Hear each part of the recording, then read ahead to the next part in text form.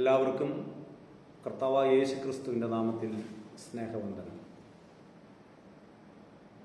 ഇന്ന് ഓർമ്മ പെരുന്നാൾ ആചരിക്കുന്ന അഭിവന്യ പൗലോസ് മാർ പീലക്സിനോസ് തിരുമേനിയുടെ ഓർമ്മയ്ക്ക് മുമ്പിൽ ആദരാഞ്ജലികൾ അർപ്പിക്കുകയാണ്. നമ്മുടെ വിശ്വാസവും പാരമ്പര്യവും അനുസരിച്ച് പിതാക്കന്മാർ ദൈവസന്നിധിയിൽ അവനോടൊത്ത് ജീവിക്കുന്നു, ഒപ്പം നമ്മളുടെ ഹൃദയങ്ങളിലും. ആരായിരുന്നു പൗലോസ് മാർ പീലക്സിനോസ് തിരുമേനി എന്ന് ചോദിച്ചാൽ, മലങ്കര സുറിയാനി കത്തോലിക്ക സഭയുടെ ചരിത്രത്തിൽ നിർണായകമായേക്കാവുന്ന ചില സംഭവങ്ങളും ചില തീരുമാനങ്ങളും ധീരമായി എടുക്കുവാൻ മനസ്സ് കാണിച്ച വ്യക്തിയായിരുന്നു പൗലോസ് മാർ പീലക്സിനോസ് തിരുമേനി. തൻ്റെ ജനത്തെയും തൻ്റെ നാടിനെയും ഏറെ സ്നേഹിച്ച സ്നേഹസമ്പന്നനായ ഒരു പിതാവ്. പരിശുദ്ധ കത്തോലിക്ക സഭയുടെ അനന്യതയും സഭയുടെ ശ്രേഷ്ഠതയും തിരിച്ചറിഞ്ഞ് താൻ സ്വന്തമായിരുന്ന തൻ്റെ പ്രിയപ്പെട്ടതായിരുന്ന സകലതും ഉച്ഛിഷ്ടം പോലെ ഉപേക്ഷിച്ച് സഭയുടെ ആ കൂട്ടായ്മയിലേക്ക് കടന്നു വരുവാൻ തൻ്റെ പഠനത്തിലൂടെയും പ്രാർത്ഥനയിലൂടെയും എടുത്ത തീരുമാനം, അത് ഏറ്റവും നന്മ നിറഞ്ഞ തീരുമാനമായിരുന്നു എന്ന് പിൻകാല ചരിത്രത്തിൽ തെളിയിച്ച ഒരു വ്യക്തിയാണ് അഭിവന്യ പീലക്സിനോസ് തിരുമേനി. തിരുമേനിയുടെ ജീവചരിത്രം നാം പരിശോധിക്കുമ്പോൾ, ഉന്നതമായ കുടുംബത്തിൽ അതിശ്രേഷ്ഠരായ മാതാപിതാക്കളുടെ മകനായി ജനിക്കുകയും അക്കാലത്ത് ലഭിക്കാവുന്ന ഏറ്റവും നല്ല വിദ്യാഭ്യാസം കരസ്ഥമാക്കുകയും കേരളത്തിലും കേരളത്തിന് പുറത്തും ഉന്നതമായ വിദ്യാഭ്യാസം നേടുകയും ചെയ്ത ഒരു വ്യക്തി. വൈദികനായി തീരണം, ദൈവജനത്തെ ശുശ്രൂഷിക്കണം, അവരെ സ്നേഹിക്കണം, ദൈവത്തെക്കുറിച്ച് അവരോട് പറയണം, ദൈവത്തിനു വേണ്ടി ജീവിക്കണമെന്ന് ഉറച്ചു വിശ്വസിച്ച പ്രിയപ്പെട്ട അഭിവന്യ പിതാവ് തൻ്റെ ബാല്യകാലത്ത് തന്നെ തൻ്റെ പള്ളിയോടും തൻ്റെ ഇടവകയോടും ഇടവക സമൂഹത്തോടും സഭയോടും വളരെയേറെ അടുപ്പം പുലർത്തിയിരുന്നു.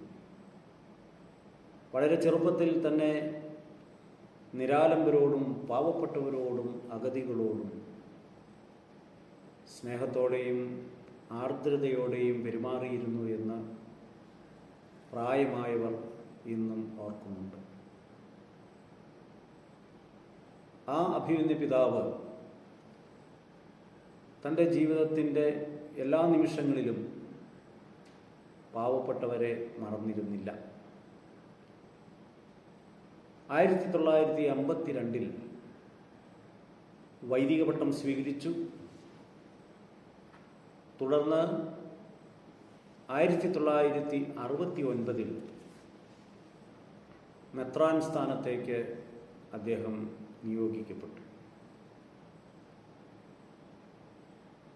തൊഴിയൂർ സഭാംഗങ്ങൾക്കെല്ലാം തങ്ങളെ നയിക്കുവാൻ ഉത്തമനും ദൈവത്താൽ നിയോഗിക്കപ്പെട്ടവനുമായ ഒരു പിതാവിനെ ലഭിച്ചതിൽ വളരെ സന്തോഷമായിരുന്നു.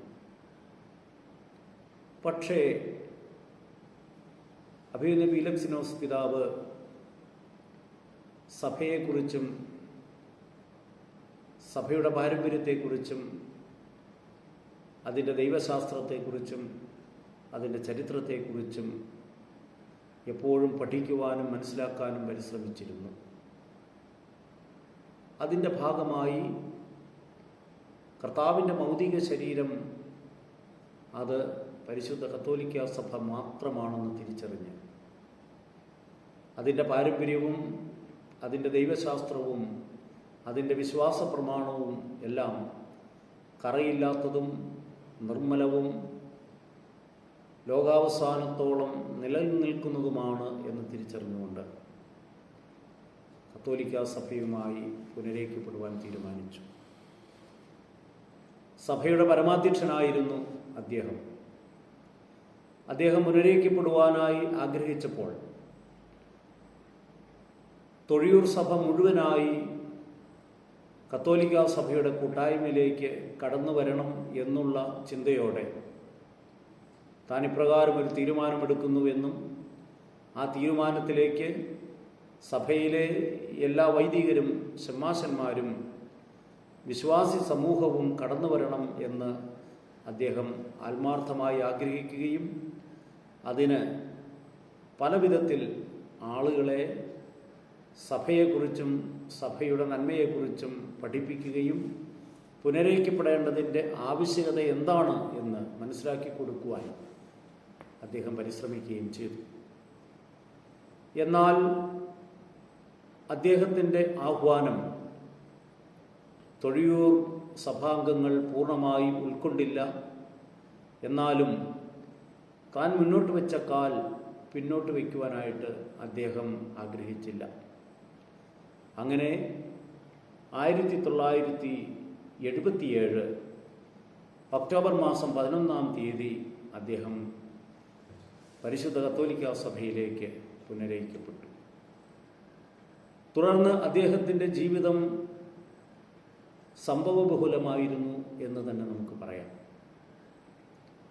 അദ്ദേഹം തൻ്റെ മാതൃസഭയെ വിട്ട് കത്തോലിക്കാ സഭയിലേക്ക് കടന്നു വന്നപ്പോൾ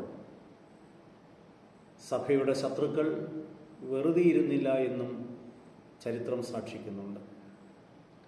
പലതരത്തിലുള്ള മാനസികവും സാമൂഹികവുമായ ഉപദ്രവങ്ങളും പ്രതിസന്ധികളും ഉണ്ടാക്കുവാൻ അക്കാലത്ത് ആളുകൾ പരിശ്രമിച്ചിരുന്നു.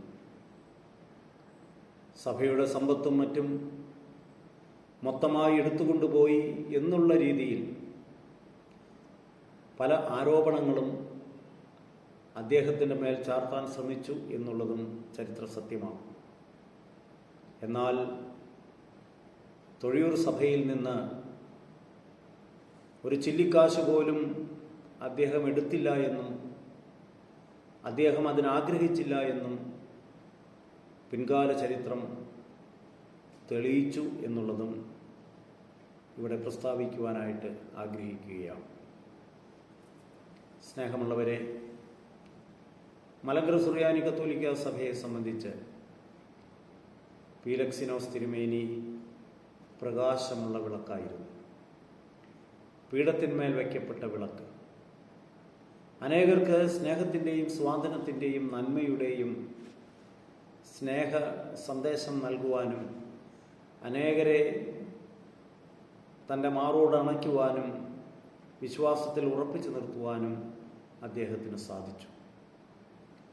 ശാരീരികമായ അസ്വസ്ഥതകൾ പലപ്പോഴും അദ്ദേഹത്തെ അലട്ടിയിരുന്നുവെങ്കിലും സഭയുടെ പ്രവർത്തനങ്ങൾക്ക്, വിശിഷ്യ വടക്കൻ മേഖലയിലെ പുനരേക്യ പ്രവർത്തനങ്ങൾക്ക് അദ്ദേഹം വളരെ ശ്രദ്ധാലുവായിരുന്നു.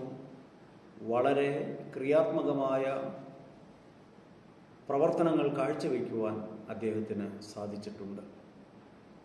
വ്യക്തിപരമായി പലപ്പോഴും അദ്ദേഹവുമായി അടുത്തിടപഴകാനുള്ള ഒരു ഭാഗ്യവും ഇന്ന് മൂവാറ്റുപുഴ രൂപതയിലെ പല വൈദികർക്കും ഉണ്ടായിട്ടുണ്ട്. അങ്ങനെയുള്ള ആ പല വൈദികരിൽ ഒരു വ്യക്തിയാണ് ഞാനും.